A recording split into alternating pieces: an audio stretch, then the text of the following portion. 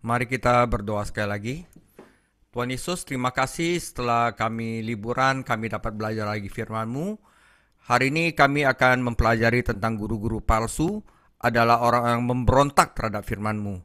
Tuhan Yesus, kasihanlah kami agar hati kami tidak menjadi hati yang memberontak, tetapi hati yang taat kepada firman-firman-Mu. Kami tidak dapat lakukan itu, tetapi hanya karena Roh-Mu lah kami dapat mendapatkan hati yang lunak. Terima kasih Tuhan Yesus, jagai mulut bibir hamba juga berkati hati masing-masing dari kami agar firman yang disampaikan dapat benar-benar berharga bagi kehidupan kami. Dalam nama Tuhan Yesus kami berdoa. Amin. Saudara, hari ini kita akan mempelajari topik yang sangat penting, yaitu mengenali guru-guru palsu. Ya, saudara, ini adalah bagian kedua dari surat Yudas. Oke, saudara. Yudas tidak puas sekedar mengingatkan para pembacanya agar memperhatikan apa yang ditulis Petrus. Dia ingin menambahkan kata-kata peringatannya sendiri dengan menjelaskan seperti apa guru-guru palsu itu dan apa yang akan mereka lakukan terhadap gereja. Nah, saudara, penting sekali ya kita harus tahu seperti apa guru-guru palsu karena sekarang ini banyak sekali, saudara, ya. Roh Allah menuntun Yudas untuk menggambarkan ciri-ciri guru-guru palsu, memperkuat kata-kata Petrus, dan pada saat yang sama menambahkan informasi. Ya saudara, sebenarnya firman ini sudah ada di firman 2 Petrus 2 kalau ada yang masih ingat ya saudara. Dan Yudas di sini mengulangi lagi karena hal ini penting sekali. Karena itu Yudas 1 ayat 8-16 ini dan 2 Petrus 2 itu sejajar dan saling melengkapi.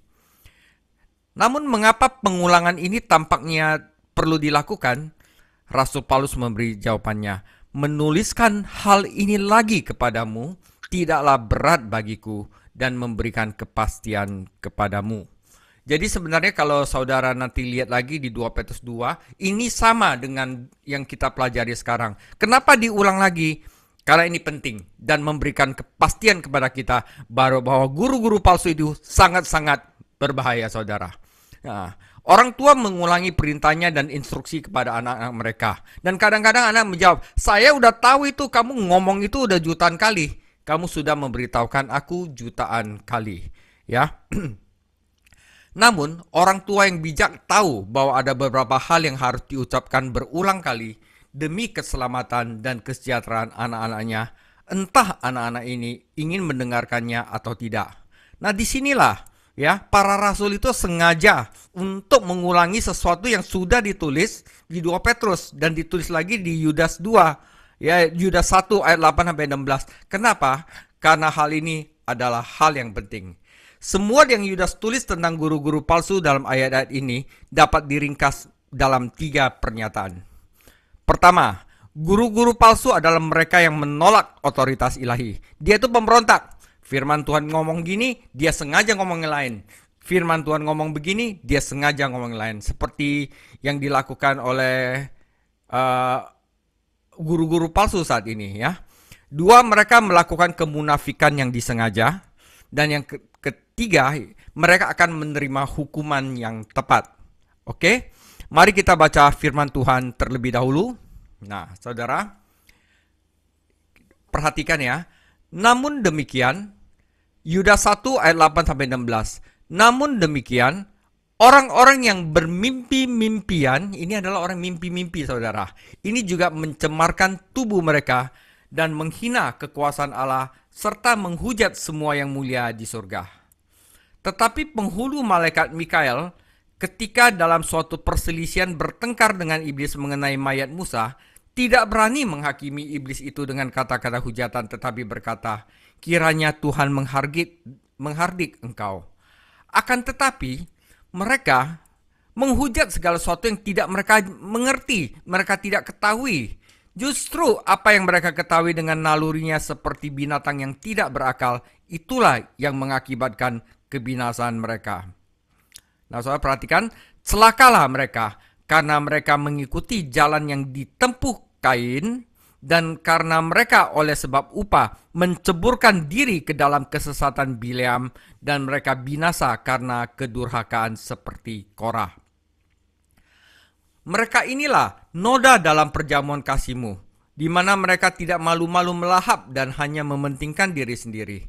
Mereka bagaikan awan tak berair yang berlalu ditiup angin. Mereka bagaikan pohon-pohon yang dalam musim gugur tidak menghasilkan buah, pohon-pohon yang terbantum dengan akar-akarnya dan yang mati sama sekali. Mereka bagaikan ombak laut yang ganas, yang membuihkan keaiban mereka sendiri. Mereka bagaikan bintang-bintang yang baginya telah tersedia di dunia kekelaman untuk selama-lamanya.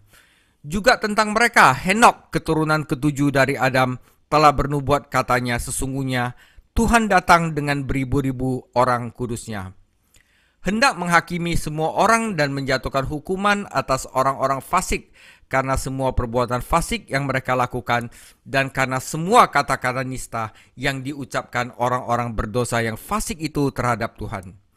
Mereka itu orang-orang yang menggerutu dan mengeluh tentang nasibnya, hidup menuruti hawa nafsunya, tetapi mulut mereka mengeluarkan perkataan-perkataan yang bukan-bukan, dan mereka menjilat orang untuk mendapat keuntungan. Demikian firman Tuhan. Saudara, pertama, guru-guru palsu itu adalah mereka yang menolak otoritas ilahi. Secara gampangnya gini, firman Tuhan ngomong gini, mereka ngomong yang lain. Oke? Saudara, semua otoritas berasal dari tata Allah. Baik itu otoritas dalam rumah tangga, gereja, atau negara. Mereka yang menjalankan otoritas pertama-tama harus berada di bawah otoritas, bertanggung jawab kepada Tuhan. Namun, para guru palsu menolak otoritas ilahi dan menempatkan diri mereka sebagai otoritas mereka sendiri. Penyebab pemberontakan mereka terdapat pada kata bermimpi-mimpian, Yudas 1 ayat 8. Jadi orang ini hidup dalam dunia ilusi, saudara. Dalam dunia mimpi yang tidak nyata dan khayalan. Mereka mempercayai kebohongan setan. Kamu akan menjadi seperti Allah, Kejadian 3:5. Karena berpaling dari kebenaran Allah, mereka memberi makan doktrin-doktrin palsu yang menggelembungkan ego mereka dan mendorong pemberontakan mereka.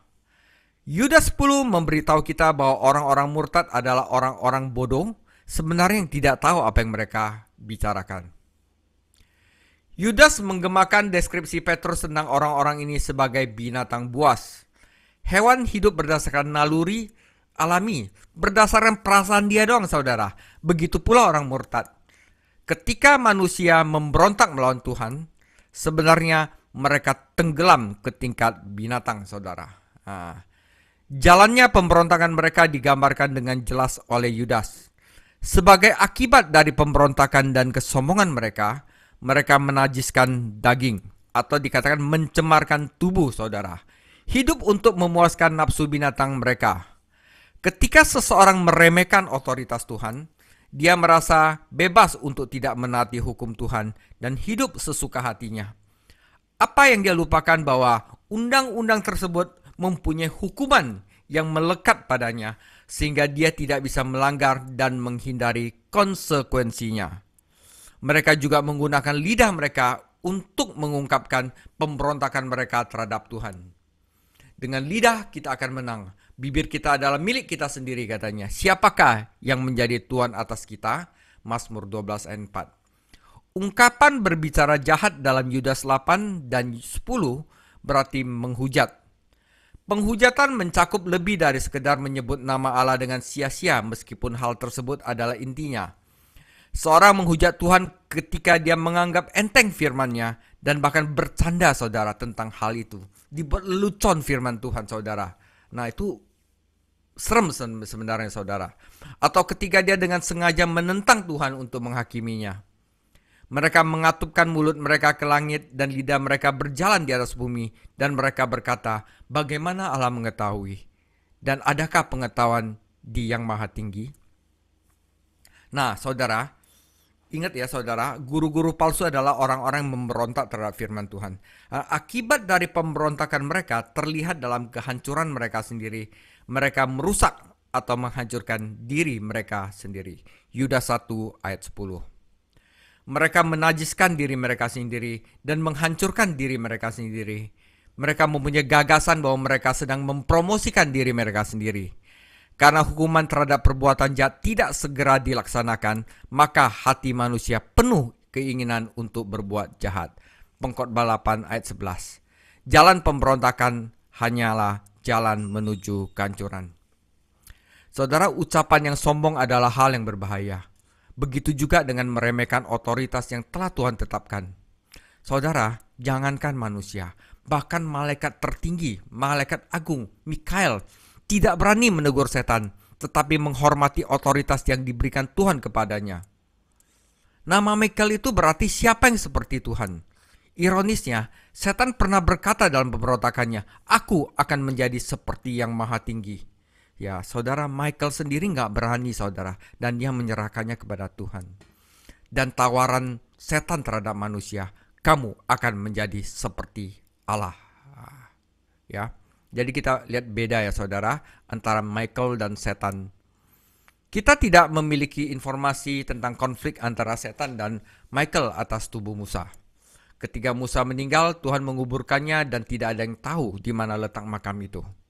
Ya, kalau ada yang tahu letak makam itu nanti dijadikan berhala, saudara. Ya, karena itu Tuhan tidak memberitahu di mana letak makam itu. Tidak ada keraguan bahwa orang-orang Yahudi akan membuat tempat suci dari kuburan itu dan jatuh dalam penyembahan berhala. Jadi Tuhan menyimpan informasi itu untuk dirinya sendiri. Teks tersebut memberitahu kita bahwa tidak ada seorang pun yang mengetahui tempat itu. Jadi mungkin setan mengetahui tempat tersebut dan mencoba mengambil jenazah Musa untuk dirinya sendiri. Karena setan mempunyai otoritas tertentu dalam dunia kematian, dia mungkin merasa mempunyai hak untuk ikut campur.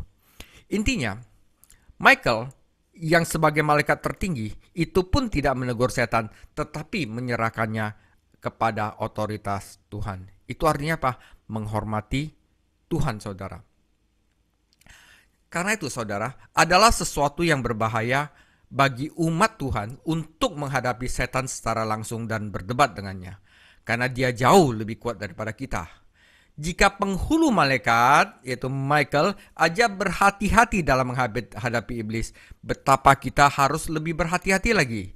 Meskipun benar bahwa kita ikut ambil bagian dalam kemenangan Kristus, namun juga benar bahwa kita tidak boleh lancang. Setan adalah musuh yang berbahaya, dan ketika kita melawannya, kita harus sadar dan waspada. 1 Petrus 5 ayat 8-9. Tuhan menegurmu memiliki persamaan dengan Zakaria 3 ayat 1-5. Nabi mendapatkan penglihatan tentang imam besar yang berdiri di hadapan tata Allah dengan pakaian kotor yang melambangkan kondisi bangsa Israel yang penuh dosa setelah pembuangan di Babilonia. Setan mempunyai hak untuk menuduh manusia, kecuali untuk satu hal. Mereka adalah orang-orang pilihan Allah, umat perjanjiannya, dan dia tidak akan menarik kembali firman-Nya. Tuhan mengampuni umatnya, memberi mereka pakaian bersih, dan memperingatkan mereka untuk berjalan di jalannya. Ini adalah ilustrasi perjanjian lama, 1 Yohanes 1 ayat 5-2 ayat 2. Kecaman terhadap guru-guru palsu diberikan pada Yudas 1 ayat 11, celakalah mereka. Yudas mengutip 3 contoh dari perjanjian lama untuk menggambarkan betapa besarnya dosa pemberontakan. Dosa yang memberontak terhadap otoritas Allah. Di sini dikasih 3 orang yang memberontak melawan otoritas Allah dan menderita karenanya. Pertama adalah Kain, kedua adalah Bileam, yang ketiga adalah Korah. Oke? Kain memberontak terhadap cara keselamatan Allah. Dengan mengenakan kulit binatang disembelih kepada Adam dan Hawa, Allah memperjelas bahwa satu-satunya cara pengampunan adalah melalui penumpahan darah.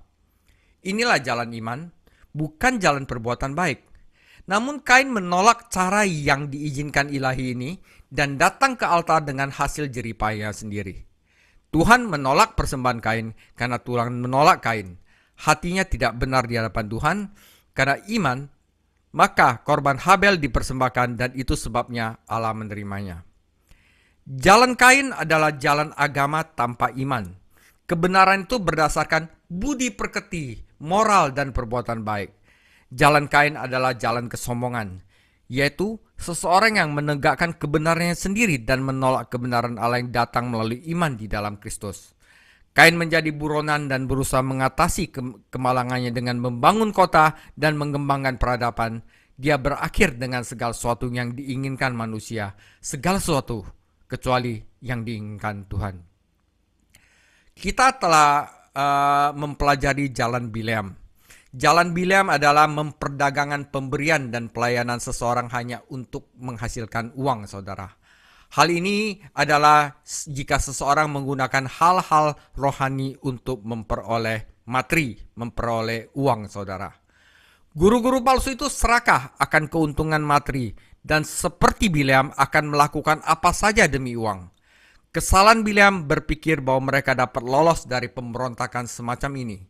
Bileam itu adalah seorang nabi Allah yang sejati, namun ia melacurkan karunia-karunia-Nya dan berusaha menghancurkan umat Allah.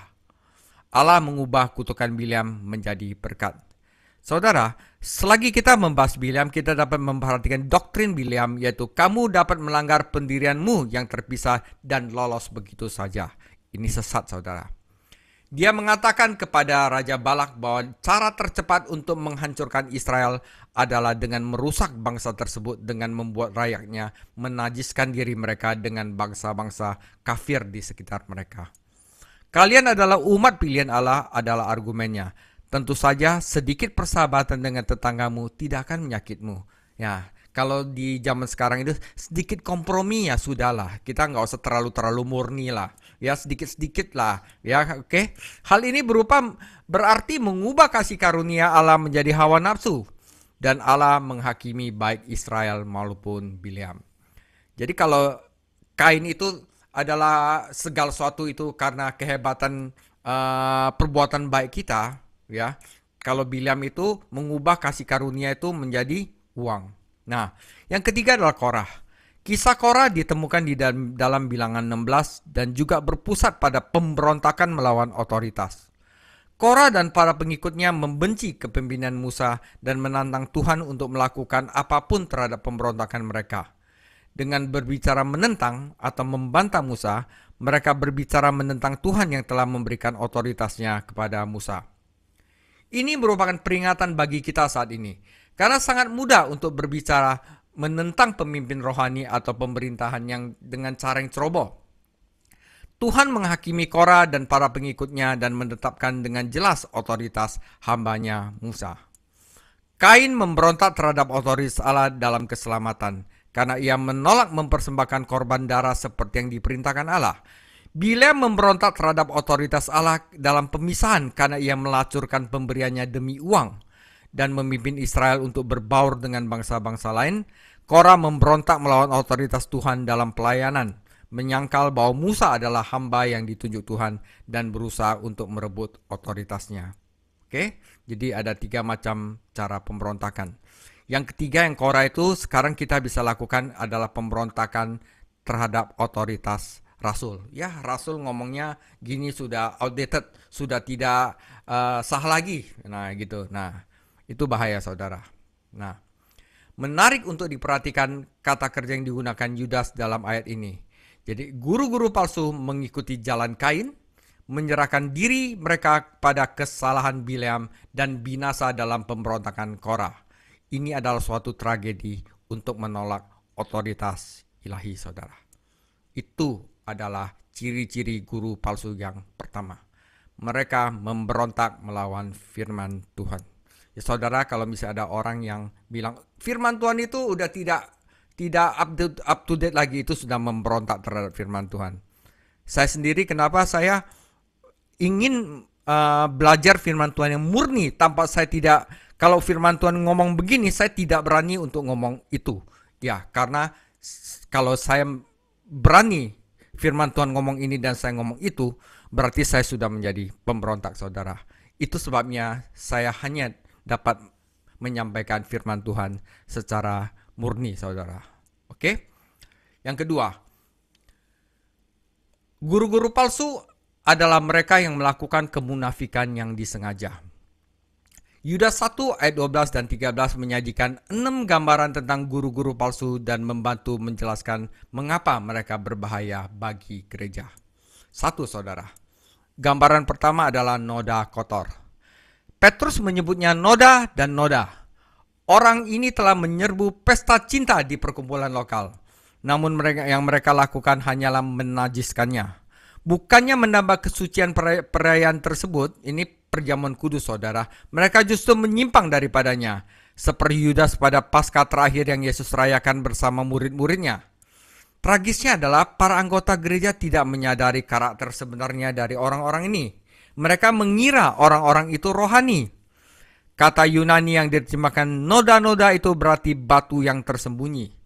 Pelaut tidak menyadari adanya bebatuan yang tersembunyi dan dapat cepat menghancurkan kapalnya. Pilot harus selalu waspada karena perairan yang terlihat tenang dan aman bisa jadi terumbu karang berbahaya. Pemimpin spiritual harus selalu waspada. Yang kedua, gambaran yang kedua adalah gembala yang egois, saudara. Ya, kata yang diterjemahkan memberi makan adalah menggembalakan. Jadi gembala itu bisa diterjemahkan memberi makan, ya. Ya, jadi apa tugas gembala? Yaitu memberi makan firman Tuhan kepada domba-dombanya. Jadi bukannya menggembalakan kawanan domba dan memenuhi kebutuhan jemaatnya. Orang-orang ini hanya mengurus diri mereka sendiri. Yudas mungkin memikirkan Yesaya 56 ayat 10-12 dan Yeskiel 34 di mana para nabi mengutuk para pemimpin politik dan spiritual bangsa, yaitu gembala, karena mengeksploitasi orang-orang dan hanya peduli pada diri mereka sendiri. Menjadi gembala atas kawanan domba Allah adalah suatu hal yang serius. Teladan kita haruslah Yesus Kristus, gembala yang baik yang memberikan nyawa bagi domba-dombanya. Para gembala palsu memanfaatkan dan menganiaya orang lain demi mendapatkan apa yang mereka inginkan. Namun pada saat yang sama, orang-orang menyukainya. Paulus kagum akan hal ini ketika dia menulis pada 2 Korintus 11:20. Kamu tidak keberatan bukan jika seseorang merampas kebebasanmu, menghabiskan uangmu, memanfaatkanmu, suka berlagak, dan bahkan menampar wajahmu? Para gembala yang egois ini melakukan semua itu tanpa rasa takut. Mereka itu tidak takut akan Tuhan. Mereka itu adalah kelompok yang sombong. Inilah perbedaan antara gembala sejati dan gembala upahan. Gembala sejati memperhatikan domba-dombanya, sedangkan gembala upahan hanya memperhatikan dirinya sendiri. Celakalah para gembala Israel yang mencari makan sendiri. Bukankah para gembala seharusnya memberi makan kawanan dombanya? Namun orang-orang murtad ini harusnya takut karena penghakiman akan segera tiba. Ya, gambaran ketiga adalah awan kosong. Awan yang menjanjikan hujan, namun gagal menghasilkan air, merupakan kekecewaan bagi petani yang tanamannya sangat membutuhkan air. Orang murtad ini seperti orang mampu memberikan pertolongan rohani. Mereka menyombongkan kemampuannya, namun tidak mampu menghasilkan. Siapa yang menyombongkan diri atas pemberian palsu, pemberian yang tidak diberikannya, ia seperti awan dan angin tanpa hujan. Mereka menjanjikan kebebasan, namun mereka hanya bisa memberikan perbudakan. Firman Tuhan terkadang diumpamakan dengan hujan dan embun. Ajaranku akan jatuh seperti hujan, dan perkataanku akan menjadi lembab seperti embun. Yesaya 55 ayat 10-11 membandingkan firman Tuhan dengan hujan dan salju dari surga yang menghasilkan buah di bumi. Bagaikan awan di langit, guru-guru palsu itu mungkin menonjol dan bahkan menarik, ya. Tetapi mereka tidak dapat mendatangkan hujan, maka mereka tidak ada gunanya. Gambar keempat adalah pohon yang mati. Gambarannya adalah kebun buah-buahan di musim gugur. Saat petani mengharapkan buah, namun pohon-pohon ini tidak membuahkan hasil. Ya, di Matius 7:16 dikatakan dari buahnya kamu akan mengenal mereka.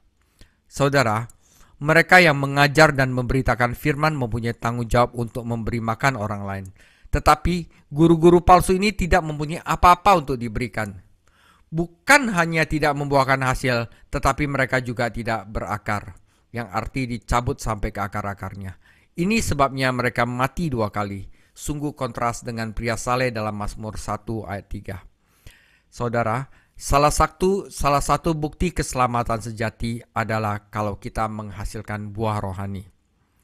Benih yang jatuh di tanah keras, tanah yang dangkal, tanah yang tidak padat tidak menghasilkan buah, namun hanya benih yang jatuh di tanah baik yang menghasilkan buah. Tidak peduli berapa banyak bagian Alkitab yang dikutip oleh guru-guru palsu, benih tersebut tidak menghasilkan buah dalam kehidupan mereka sendiri atau melalui pelayan mereka. Mengapa? Karena mereka tidak mempunyai akar spiritual. Mereka kekurangan kehidupan rohani. Buah mengandung benih yang menghasilkan lebih banyak buah. Salah satu bukti bahwa suatu pelayanan benar-benar berasal dari Tuhan adalah buahnya berlipat ganda. Hasil yang dihasilkan memang steril atau mati, namun buah sejati tetap tumbuh dan berkembang biak sendiri dalam kehidupan orang lain. Ya, ciri-ciri kelima digambarkan guru-guru palsu adalah mereka seperti ombak yang ganas. Saya pribadi tidak menikmati berada di dalam atau laut karena saya bukan perenang yang baik. Namun saya menikmati duduk di tepi laut dan merenungkan keagungan dan kekuatannya Tuhan. Namun saya tentu saja tidak ingin berada di dalam atau di lautan saat terjadi badai. Ada kekuatan besar dalam gelombang tersebut, seperti yang telah ditemukan oleh banyak pelaut. Namun, Yudas menyamakan guru-guru palsu ini dengan gelombang laut yang mengamuk, bukan karena kekuatan mereka, melainkan karena kesombongan dan perkataan mereka yang congkak. Mulut mereka mengucapkan kata-kata yang penuh semangat. Ibarat laut yang menggelembung, mereka menimbulkan banyak kebisingan. Tapi, apa yang mereka hasilkan? Pernahkah Anda berjalan di sepanjang pantai di pagi hari setelah badai dan melihat sampah jelek yang tertimbun di pantai? Nah, Yudas mungkin ingat Yesaya 57 ayat 20. Tetapi orang fasik itu seperti laut yang berombak, tidak dapat tenang, dan airnya menimbulkan lumpur dan kotoran.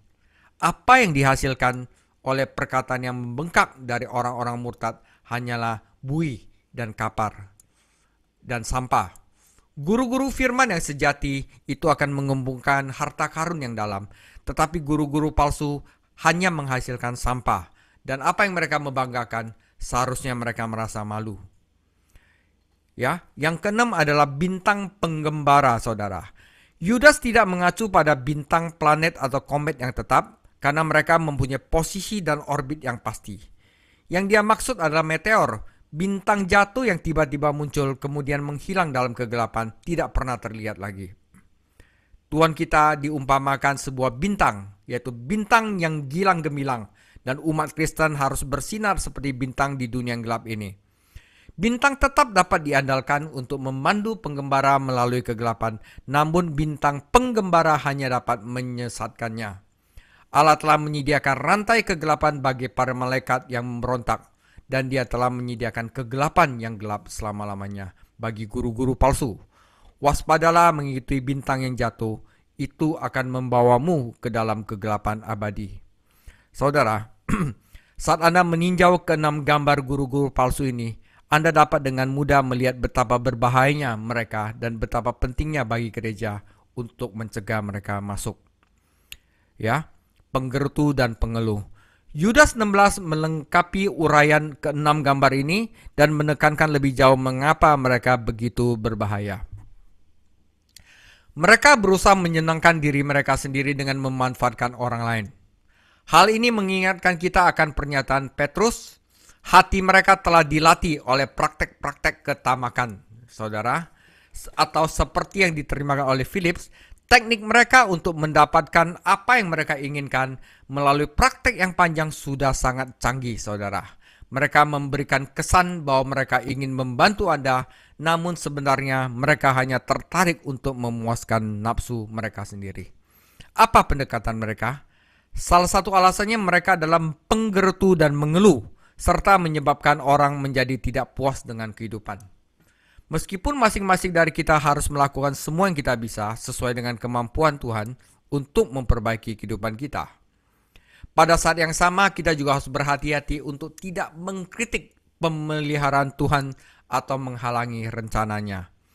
Bangsa Israel dihakimi karena penggerutunya, karena keluhannya, dan umat Kristen diperintahkan untuk tidak mengeluh. Jika seorang guru palsu dapat membuat seorang bersikap kritis terhadap pendeta atau gerejanya, atau tidak puas dengan keadaannya, maka ia dapat menyesatkan ke dalam doktrin yang salah. Jadi saudara, guru-guru palsu juga menggunakan kata-kata yang sombong untuk mengesankan orang yang tidak tahu apa-apa. Petrus menyebut perkataan mereka seperti kata-kata sia-sia yang sangat muluk-muluk. Mereka mengesankan orang-orang dengan kosakata atau pidato mereka, tetapi apa yang mereka katakan hanyalah omong kosong belaka. Mereka juga menggunakan sanjungan untuk memanipulasi pendengarnya. Mereka membungkuk, mencakar, memuji orang lain jika itu menguntungkan mereka. Mengetahui hal-hal ini, kami heran bahwa ada orang yang mau mendengarkan orang-orang ini dan mengikuti mereka, namun banyak orang yang melakukannya saat ini. Ada sesuatu dalam sifat manusia yang telah jatuh dalam dosa, yaitu adalah menyukai kebohongan dan bersedia mengikutinya, tidak peduli kemanapun arahnya.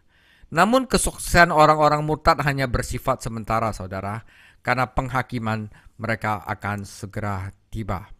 Oke, saudara, yang ketiga, fakta tentang guru-guru palsu bahwa mereka akan menerima hukuman yang tepat. Semua yang kita ketahui tentang Henok dari kitab suci terdapat dalam Kejadian 5 ayat 18 sampai 24, Ibrani 11 ayat 5, dan 2 ayat ini dalam Yudas. Ia disebut keturunan ketujuh dari Adam untuk mengidentifikasi dia sebagai Henok yang saleh, karena Kain memiliki seorang putra dengan nama yang sama, Henok. Jadi ini adalah Henok yang saleh. Dalam masyarakat yang dengan cepat dicemari dan dihancurkan oleh dosa, Henok berjalan bersama Tuhan dan menjaga hidupnya tetap bersih. Dia juga melayani sebagai nabi dan mengumumkan penghakiman yang akan datang.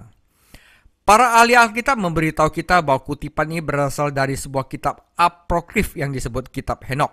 Ya, fakta bahwa Yudas mengutip dari kitab yang tidak Alkitabiah ini tidak berarti bahwa kitab tersebut diilhami dan dapat dipercaya, sama halnya dengan kutipan Paulus dari penyair Yunani yang memberikan meterai persetujuan Tuhan atas segala sesuatu yang mereka tulis. Nah, saudara, Roh Allah menuntun Yudas untuk menggunakan kutipan Henok dan menjadikan bagian kitab suci yang diilhami. Ketika Henok mula-mula menyampaikan pesan ini, ada kemungkinan bahwa ia maksudkan adalah datangnya penghakiman air bah. Ia tentu saja hidup di zaman yang tidak saleh dan nampaknya orang-orang berdosa lolos dari perbuatan jahat mereka. Namun Henok menjelaskan dengan jelas bahwa penghakiman akan datang dan orang fasik akan mendapatkan apa yang menimpa mereka. Namun saudara, penerapan terakhir dari nubuatan ini adalah pada dunia di akhir zaman ini. Ya, sekarang ini saudara, yaitu penghakiman yang Petrus tuliskan di dalam 2 Petrus 3. Guru-guru palsu yang tadi itu saudara, yang memberontak melawan otoritas Tuhan, mengejek nubuatan ini dan berargumen bahwa Yesus Kristus tidak pernah datang dan Allah tidak akan pernah mengirimkan penghakiman. Namun, sikap mereka merupakan bukti bahwa firman itu benar, karena baik Tuhan kita maupun para rasulnya, serta para nabi mengatakan bahwa banyak para pencemooh dan para pengejek yang akan bermunculan di akhir zaman, saudara. Banyak saudara sekarang di media sosial, saudara, yang ngejek, ya saudara. Henok memberikan nubuatannya ribuan tahun yang lalu. Lihatlah betapa sabarnya Allah terhadap orang-orang yang memberontak terhadapnya. Apa yang dikatakan oleh nubuat Henok mengenai penghakiman yang akan datang, ini akan menjadi penghakiman pribadi. Tuhan sendiri yang akan datang untuk menghakimi dunia. Dia tidak akan mengirimkan bencana kelaparan atau banjir, dan dia tidak akan memberikan tugas ini kepada malaikat, saudara. Dia sendiri yang akan datang. Hal ini menunjukkan keseriusan acara tersebut dan juga finalitasnya. Lihatlah, hakim sudah berdiri di depan pintu. Meskipun ini adalah penilaian saya pribadi, Tuhan kita tidak akan menghakimi sendirian, tetapi orang-orang kudus Allah akan menyertai dia. Kata-kata orang kudus dalam Yudas 14 berarti orang-orang kudus dan bisa merujuk pada para malaikat. Namun kita mengetahui dari Wahyu 19 ayat 14, Kolose 3 ayat 4 dan 1 Tesalonika 3:13 bahwa umat Allah akan menemani Tuhan ketika dia kembali ke bumi untuk mengalahkan musuh-musuhnya dan mendirikan kerajaan yang adil. Selama berabad-abad umat Tuhan telah menderita di tangan orang-orang fasik, namun suatu saat keadaan akan berubah. Saudara, ini akan menjadi penghakiman universal. Dia akan melaksanakan penghakiman atas semua orang dan tidak ada seorang pun yang dapat luput, saudara.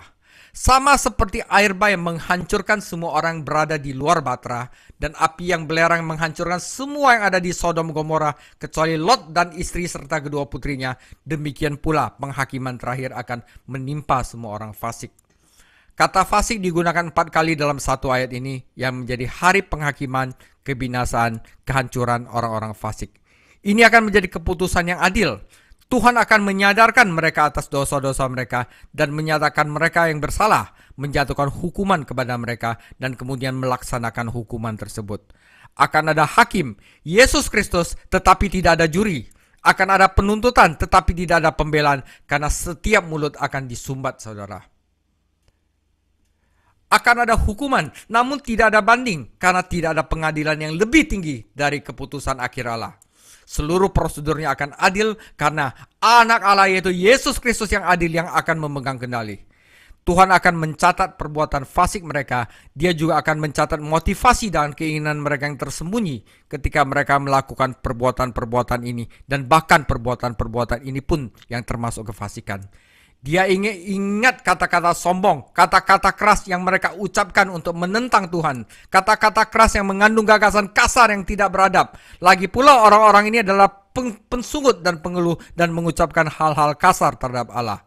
Mereka tidak takut membicarakan hal-hal buruk yang menyangkut martabat. Namun pada saat penghakiman, kata-kata mereka akan menjadi saksi yang merugikan mereka. Mereka mengucapkan perkataan besar-besaran, Yudas 16. Namun pada saat penghakiman, kata-kata mereka yang besar akan mendatangkan murka yang besar terhadap mereka.